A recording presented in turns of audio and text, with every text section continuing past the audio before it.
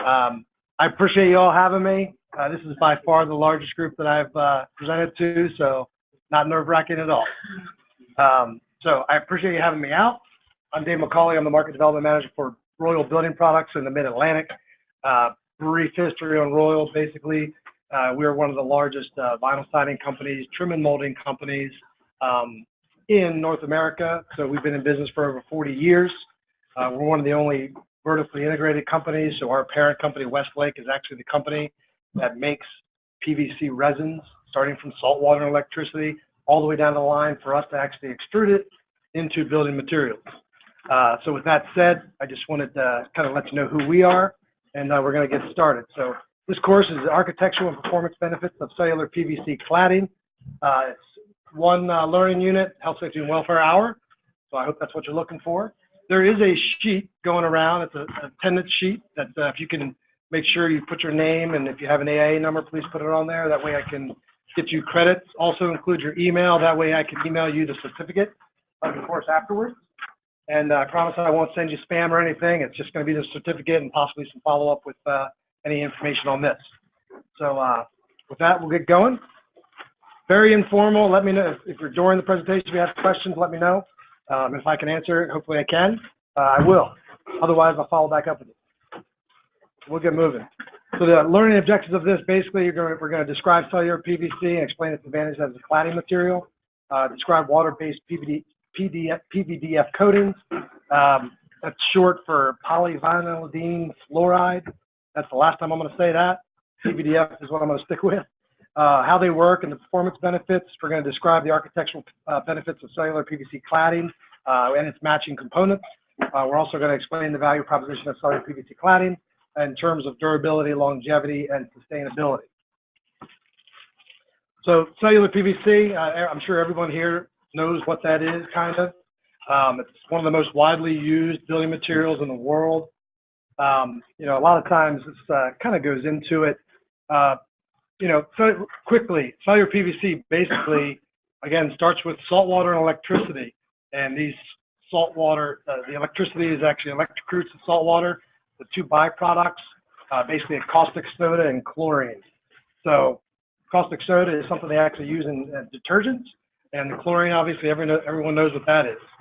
Once you have those two byproducts and you take the chlorine and actually mix it with ethylene and do what's called a cracking, it actually turns that into polymers, which are made into PVC resins, which are then extruded through machines to make different shapes and sizes, and it's what you find in all kinds of exterior trim and molding these days. And that's kind of our background. We are a PVC company, and that's what most of this course in the siding or cladding is involved with. So the new technologies with superior water-based PVDF-coated cellular PVC cladding systems. Basically, this whole course is on this new technology, which goes through this PVDF exterior coating, which was typically used on metal roofing, even asphalt, all kinds of commercial grade exteriors, pretty much because of its low maintenance, low fade, you know, kind of commercial attributes that people want. They don't want to have to deal with repainting. They don't want to have to deal with the worry about it expanding, contracting, and cracking and bubbling. So this new technology is basically this PVDF exterior coating for the first time being used on a new cellular PVC cladding material for the exterior of homes and multifamily homes, etc. So performance goals of products, obviously, for siding. Everyone obviously wants it to be aesthetically pleasing. They want it to be durable. And of course, most people want something that's going to have a long-term maintenance, you know, not very costly to maintain and not very timely to maintain. And that's really this technology is used to try to handle all three of those. When you go through kind of what we'll talk about, the kind of the history of siding and why this came out. You know, PVC is extruded, whipped into less dense aerated foam, has the working characteristics of wood. I mean, basically, PVC is kind of as dense and even lighter than wood. It can be milled, it can be routed, protects against mold and mildew, proven to withstand harshest weather conditions. It's also a flexible coating, and it won't chip or crack or bubble like most acrylic paint will on wood or something else. You know, continuous expansion and contraction of cladding materials created unsightly seams. So kind of what you're looking at on this slide is down here you're looking at a cementitious product or a fiber cement product. Over here obviously is a vinyl product, and up here is also a cementitious product that if you really look hard enough you might be able to see areas that are kind of discolored because of these butt joints and these overlapping joints where sometimes in the field they will touch up paint, they will caulk, and a lot of times also they're going to be putting flashing behind this as well to keep the water from penetrating it. You know, vinyl is very low maintenance, but not the highest end product. A lot of people kind of get away from that if they're looking at a little higher end. They want it to get more aesthetically pleasing. Because of the caulking, the repainting, the butt joints a lot of times not lining up. Also with the overlaps, basically it takes us into this new technology which is being used. Before I start talking about the interlocking joints on this product or this technology, it is no secret that PVC or vinyl or those products expand and contract. Obviously, that is probably the downside of what people think is a problem with polyester PVC, that it's going to move. And I'll show you why down the road, why that's not an issue with this. But this basically gives you a different idea of the span or the length and also the areas and the climates that change. Basically, this is a full cycle going from the coldest temperature in the wintertime to the warmest temperature in the summertime. And this is total expansion. So contraction would be half this, and expansion would be half that. That's overall total expansion. So I'll just take you all the way over to the far right. So a 60-foot span, probably the closest climate to us is Charlotte. And that is an overall span of 2¼ inches basically on 60 feet. So half that on the right, half that on the left basically for the overall expansion. Now, that sounds like it might be a problem, but when you're using this technology, instead of trying to, you know, with all other most siding products or cladding products, biggest thing they try to do is minimize that expansion, stop it from happening, caulk everything, paint everything, make it as watertight as possible. And this is kind of the opposite of that. We pretty much embraced the movement of this. And instead of trying to stop it from movement, all we did is basically take the center point of the course or the wall to make that stay in the exact spot it's going to stay, to make all the movement, contraction and expansion happen under the trim system on the wall. So what you're looking at here is an interlocking seam, which basically keeps everything together. It alleviates doing any sort of butt joint. It alleviates actually flashing behind it. It alleviates caulking it and trying to touch it up down the road. It also has what's called a gravity lock system, which basically keeps the courses aligned. There's no reason to actually go up the wall in different courses and have to re-level, check the distances. This will actually kind of build all the way up the wall from the first starter strip to make it very easy to install as well. Usually, with any building product, the easier it is to install, usually the better the end result. All right. So if that makes sense, if you see an installation video on this technology, it would probably make a little more sense. But basically, you're taking 12-foot panels, 12'4" to be exact, interlocking the seams, doing what's called actually, I think it's the next slide. Yep. You're doing what's called box nailing in the center of the course, so all of that movement happens behind the trim. Oh. Come on. The question is about how is it, if gravity is it the same question when that's fastened to the substrate. You know? Like how does it move if it Yep, there it is. So it's kind of a hybrid installation. So it has a nail hem, kind of like you would with like a vinyl siding product. So the nail hem allows you to not hard nail the nail in, and allows it to actually move left to right.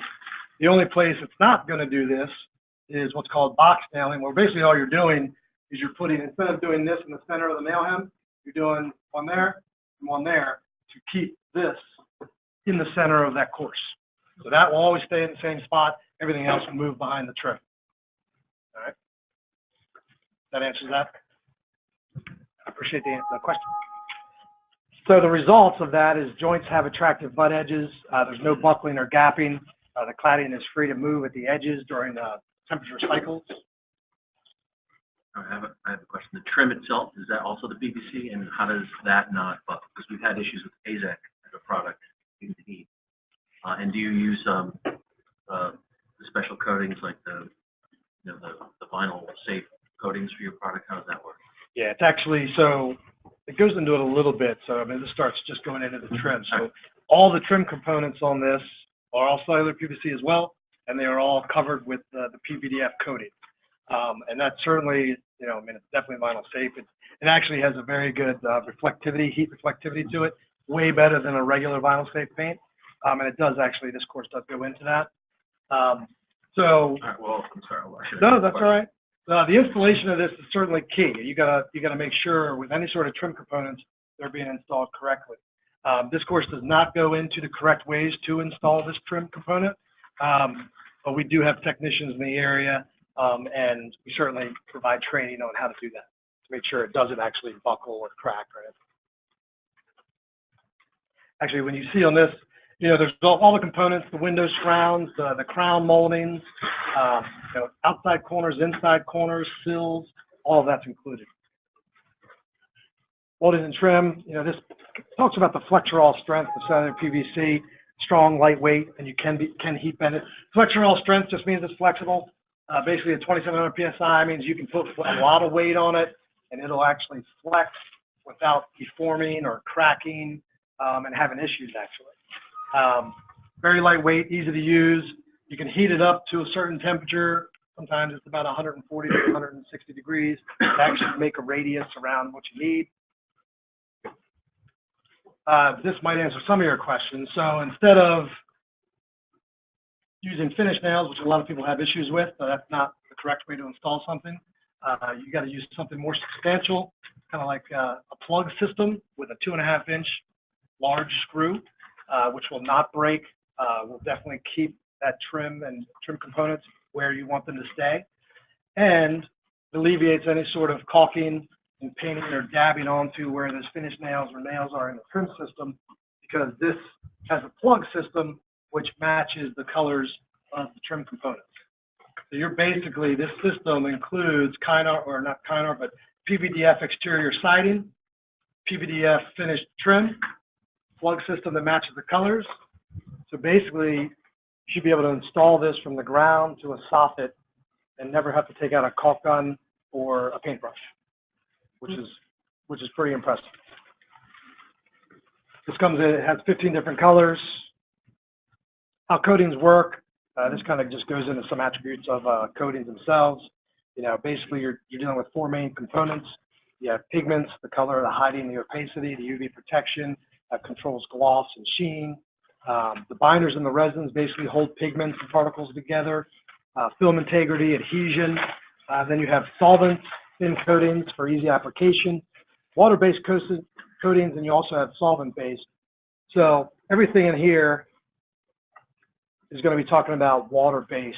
Everyone's getting away from solvent-based or mostly oil-based because of the VOCs or volatile organic compounds, which is basically the gases that are released and the smells that you smell while paint dries. So water-based is going to have less solvents, less gas release than something that is not no VOC. Weatherability, the weather-able coating allows product to be installed at grade, like I said, go all the way down to the ground. Other products, you got to keep 6 inches off the ground, basically due to moisture and water retention in them. Allows the product to be installed with a 1/2 inch of roof line. Again, the other products have to be at least 2 inches away. That's mostly for the upspray from when it rains on the roof and in the siding. You don't want that to get too wet because they will have issues. So this can go within a 1/2 inch of a roof line. Allows product to perform better in high moisture climates and also in high temperature cycles like the mid-Atlantic, with the moisture, with the humidity, with the heat and the cold.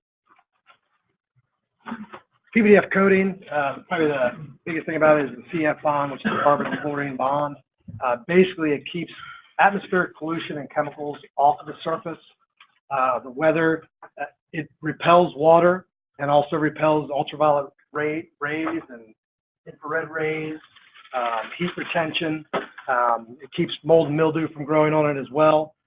So this is, I'm not going to go through all these, but the PVDF coating property, again, resists UV degradation, resists chemicals with a low surface energy, which means it does not move a lot. High mechanical strength, cold weather impact strength, high thermal stability, high purity, abrasion resistant, resistant to dirt pickup, creep resistant, which means over pressure and over time it doesn't have a tendency to move. You know, everything else in here is low flame, smoke characteristics, resistant to film erosion. So the durability of water-based PVDF coating. So this kind of gives you an idea of the moisture. This is kind of comparing PVDF coating versus acrylic. So what you're looking at here is these products were immersed or had 200 hours of immersion in water. And these figures here are talking about percentages of water they've picked up into the material. It's all based on weight, basically. So everything else is acrylic. All the blue lines are acrylic finishes, and then the red line is the PVDF coating. And basically, after 200 hours of being of immersion, PVDF had a 2% pickup, and the acrylic went anywhere from 8 to 20%. So obviously, the more water things absorbs or hold, the more issues of delamination, issues of cracking, splintering, issues like that. And a lot of times, sometimes swelling if you're talking about you know, wood. Moisture absorption combination of cellular PVC substrate and water-based PVDF coating allows product to be installed at grade. Again, I mentioned that for the third time. In high moisture climates, and also the temperature cycling zones. So this is basically the same test with, this is also a very long time. This looks at wood, water retention, fiber cement, water retention, and cellular PVC. Obviously, you can see cellular PVC was down in the 3 or 4 range. It allows things to just perform better, again, when they're not soaking in water and having issues. This kind of gives you an idea of why that's important, being able to go all the way down to the ground. This technology being used all the way down to grade. In most cases, because of the issues that other products have with water and moisture retention, this is what you typically see. So you can, again, if it aesthetically, if that's what they want, they can go down further. This is a pretty popular technology for multifamily products or multifamily communities that are looking for low maintenance down the road and not have to worry about repainting. This goes through some of the tests of basically solvent-based versus water-based coatings. Pretty much everything you see here, I cannot see any difference in colors at all. When I first saw the slide, I'm like, I don't know what's happening here. But all this is showing is that water-based coatings are just as good as solvent-based coatings when it comes to UV protection and fading. All right. And you can see this is showing the exposed unwashed area, the exposed washed area, 45 years, 12 years, 10 years, and really there are no differences in the PVDF versus any of the others. So you can see the ones on the left panels are water-based, right panels are PVDF. I don't think. This is also showing the difference between PVDF coating and an acrylic exterior. These are actually on top of a cementitious product. Basically what you're looking at is this is something that's not exposed, it's under a flap. The unwashed area, again, is not washed before the testing, and then this is washed. So you have the PVDF coating right here. Everything else is going to be an acrylic coating. And a lot of times with acrylic coatings, you have issues with fading, chalking, other issues when it comes just to UV degradation. But over time, this stayed the same virtually. I believe this was 41 months in South Florida is where that was tested. So when you're talking about UV protection or fading, most people talk about delta E. Basically, quickly, delta E change of 1 is the smallest change in color that the naked eye can see. So you have the color, delta E change of 1, you can barely see anything, but that is the smallest that the naked eye can typically see a difference in color. then you go up to 3, 5, 7, and 10. So basically, water PVDF coating and cellular PVC had a 0.46 change in color, so less than a LCD change of 1, so not detectable to the naked eye, after 11,000 hours, which is pretty impressive. Most people only test products up to about 4,000 hours in PV chambers. So it's, again, very good when it comes to a fade rate. So just kind of give you an idea of how things are tested in real-world climates. This PVDF coating has been tested for over 45 years, outdoors, real world. Testing standards. That is actually a good picture of what we recommend for trim and molding to be installed so it doesn't have problems with cracking.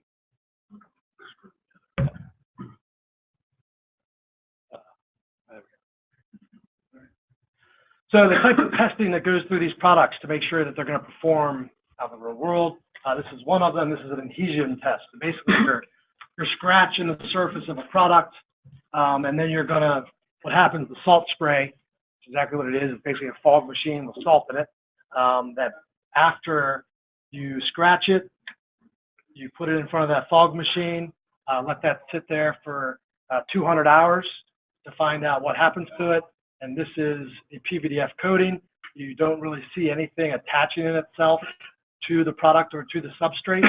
On this one, this is a fiber cement material with an acrylic exterior. Again, after 200 hours, you can see that it's starting to discolor and have issues. This technology, because of this fact, salt spray, UV protection, and so forth, is one of the reasons why it's been very popular up and down the coast, because they're having issues with other products performing based on this and the salt, the sun, and so forth. We also do an impact resistant test. Basically, this machine here, where you're putting the specimen underneath of that, you're dropping this weight from either 3 inches, 6 inches, or 9 inches. And basically, of course, things are going to dent. But what this shows you is, yes, it may dent if something hits it hard enough, but it will not actually break the PVDF coating on top of the cellular PVC substrate. Which is what's good about that is you're not going to see the substrate. It's not going to collect dust and dirt, not going to collect salt spray, and so forth. Basically, the coating is very flexible and moves with the substrate itself, whether it's hit by something or not. This is called a gravelometer test, which is exactly what you might think it is. They shoot gravel at it at high speed to see what happens. So you have, this is a fiber cement or cementitious product, again with acrylic. This is the PVDF on cellular PVC. Pretty much, this will break the acrylic, expose the substrate, which is then going to have the substrate exposed to the elements with water and other products. That's not a good thing. Certainly would have to be refinished. This product, or technology, basically, again, you might see 1 or 2 pieces, but a lot more durable than a latex finish. There's also a chemical resistant test, tested against muriatic acid, nitric acid, detergent resistance, and so forth. And you didn't really see any change. There was a little difference in the nitric acid, but not many people are getting acid on their house. But we always do these tests. Comparison of resin technologies. I don't go through this slide too much. I mean, basically, it's showing you different coatings. A lot of these ECTFEs and ETFEs are different coatings that are used in commercial grade roofing, siding, metals, asphalts, and things like concrete, things like that. But basically, the tensile strength of the PVDF coating is a good amount higher than the other mostly commercial grade coatings, which is good, which means that it will stay on the substrate and it's not going to have as many issues as something that's not as strong. You also have abrasion resistance. We tested many things. Been asked about this slide before. This shows that after we do what's called a Tabor test, where the specimen sits underneath this ring and it just rotates. And the time it takes to break through the coating into the substrate is when it fails the test. So what we did on this, basically 1,000 cycles using a 1 kilogram load. After the 1,000 cycles, PVDF coating had 5 to 10 milligrams removed from the product, and then you go up from there. Polyamide, 5 milligrams also, PVC, 12 to 20 milligrams, propylene, CPVC, HDPE, and I'm assuming the stainless steel at 50 milligrams. I'm assuming that's the coating that they put on top of the stainless steel to keep it shiny. I did not make this, but I assume that's what that is. So again, just a very durable, strong material. Sustainability, long-term maintenance and recyclability of these products. Select and specify a product that can extend the maximum building's life cycle. PVDF coatings allows building owners to avoid having to recoat or spend maintenance dollars. The coatings can easily be cleaned with a garden hose, cleaning agent when necessary. Cellular PVC and water-based PVDF coatings are both recyclable where facilities exist. Both are post-industrial and post-consumer waste can be recycled, and packaging should be recyclable as well, depending on the manufacturer. IR reflectivity or solar reflectivity, basically the importance of that is that it keeps the substrate cooler. It has a lower heat build, so the material itself will stay cooler even in the direct sun. Translating to a more comfortable, lower energy cost as well. It does have an R factor, which will insulate more than some other products, which it goes into in a second. Keeps surface cooler, less susceptible to accelerated aging. So this kind of talks about the infrared reflectivity. So basically what you're looking at here, again, comparing it to acrylic.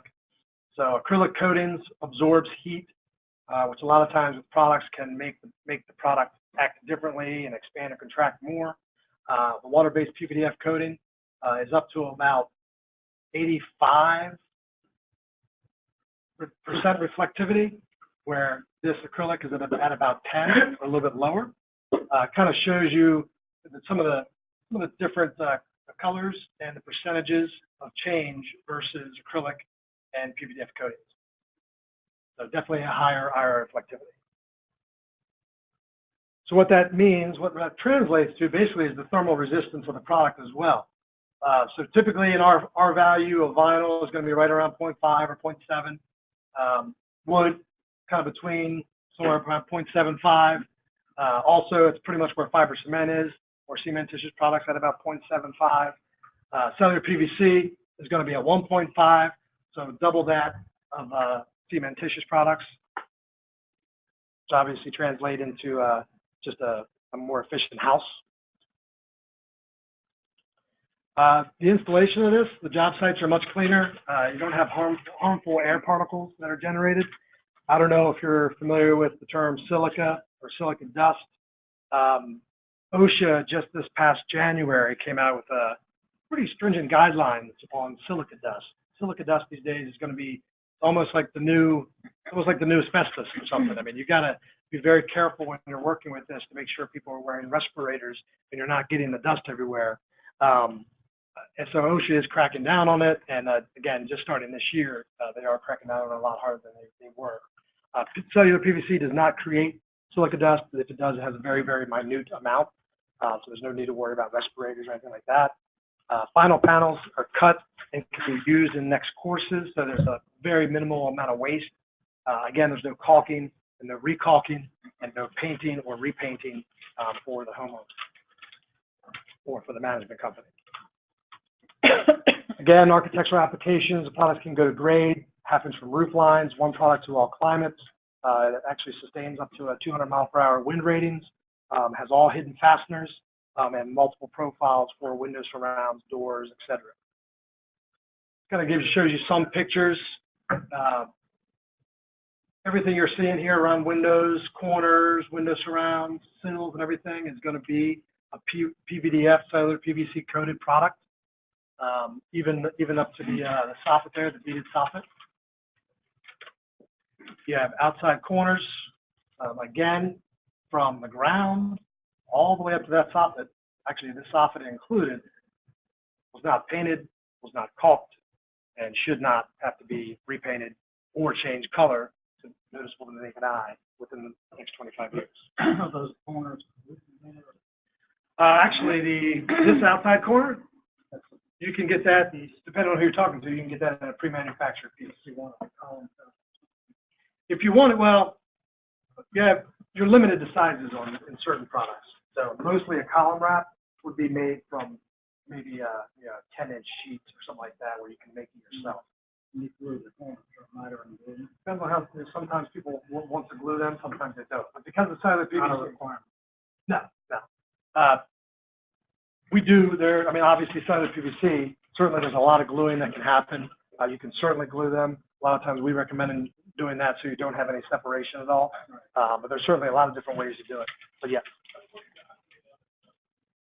Goes through some pictures, kind of showing you the technology out in Ohio. Again, showing you an inside corner and outside corner. Also showing you locks and mounts behind lights, crown molding. Also Ohio.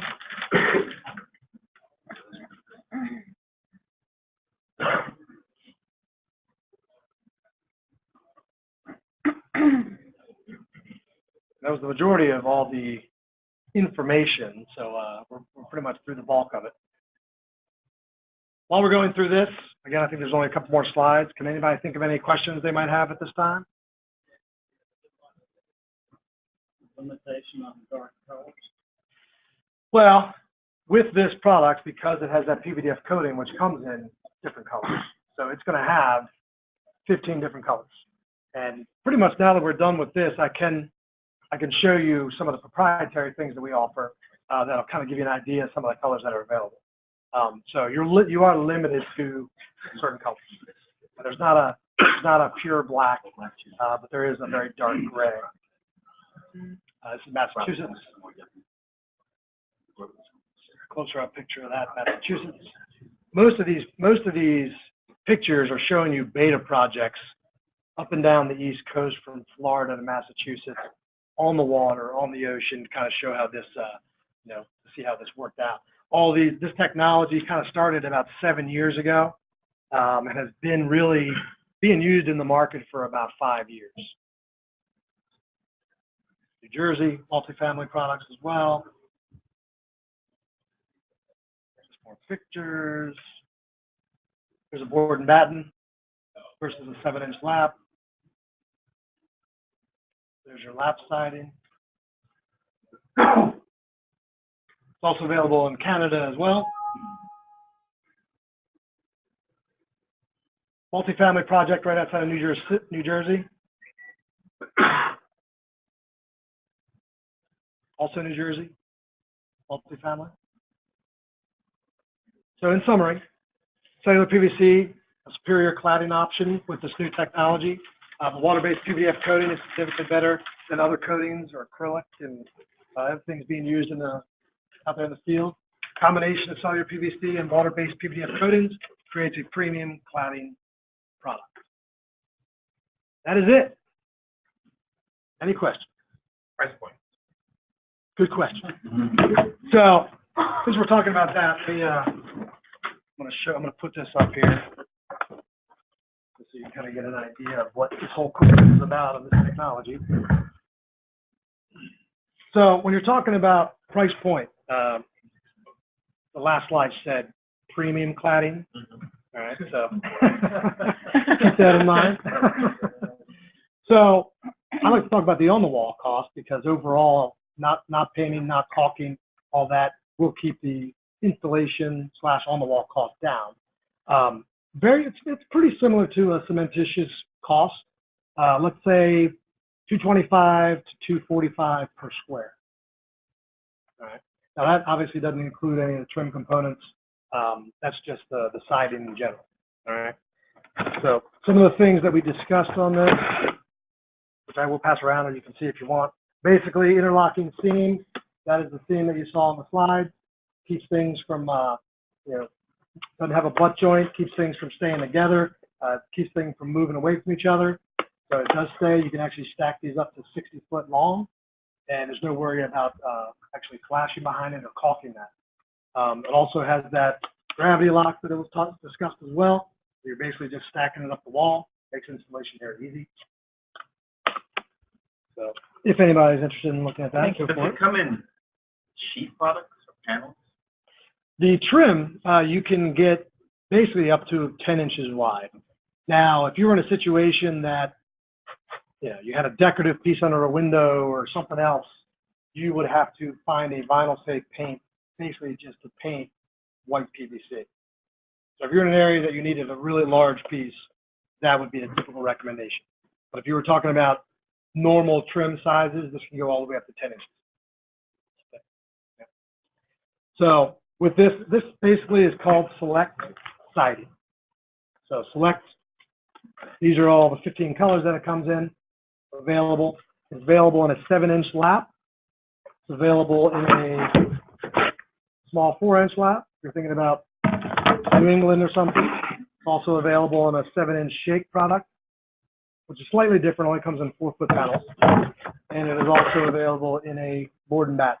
I kind of wish that I had the another piece of this board and batten because it goes together very easily. It does have a locking system behind the, is that the board or is that the batten?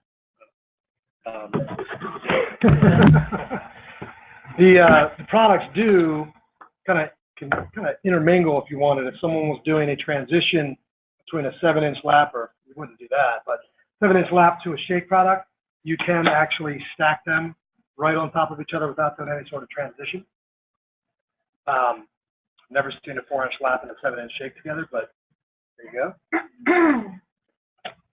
And again, this doesn't have all the trim components in it, but basically this is just a typical 4-inch silent PVC with the PVDF coating on the exterior.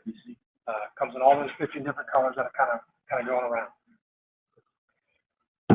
So I obviously wanted to give you a quick idea of this. This also shows you the crown molding, which is just one of the options. Shows a skirt board. Not many people usually include the actual seam on their samples, but this does actually have that interlocking seam right here, which usually the further away you get from it, the less noticeable it is. Much less noticeable than any sort of butt joint or overlapping vinyl siding. What kind of warranty does it have? 25 years. So it's actually lifetime on the substrate, 25 years on the finish and the fading as well. Would you all entertain a 30-year if you had a client that insisted on that? I think we would. Absolutely. That's certainly something I could bring. Housing authorities require 30. Really? That is good to know. Now, when I say it has a lifetime on the substrate, obviously that. Right, Tom? Oh, can I ask you that? Provide substrate. Yeah, I mean, so basically everything substrate-wise has a lifetime warranty from splitting, cracking, or any of that. Now, the coating itself is the one that has the 25-year warranty. So I haven't been in a situation where we needed to up it, but I think per project basis, we sometimes with commercial applications, we talk about different warranties, but certainly case-by-case basis, we can do that. So I know, all right, we did good on timing. So I kind of went through that. If there's any questions about the product, the presentation, the company and all, I do have some literature. If somebody wanted something to hold, I can give that to you. I can also email over the PVDF copies. That way, we're not wasting all the paper. I have plenty of business cards if anybody wants it. And obviously, I can stick around if anybody has any more questions or if they have a specific project they want to discuss. Just please let me know. So I'll be around, and I really do appreciate your time. Thank you. Thank you so much.